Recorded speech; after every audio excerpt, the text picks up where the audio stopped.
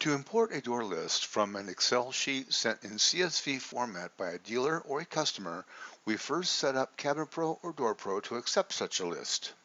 At the setup screen for importing a door list, we find which columns of our Excel sheet correspond to their equivalent fields shown here. In this example, our fields of interest are located in these columns, designated by the letters at the top, which are then placed in the corresponding column fields.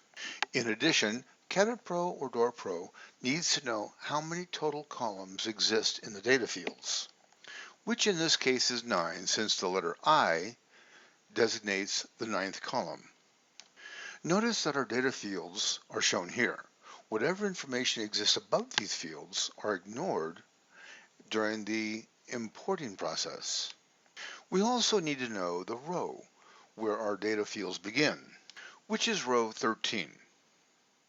Finally, we can have Cabinet Pro or Door Pro automatically inform us when an Excel list arrives in our folder via email. Once we have completed this setup form, we can exit our setup screen where we will see that we already are being notified that a door list has arrived in our designated folder. Our designated folder will in all cases be the door list folder existing within the Excel folder under Cabinet Pro.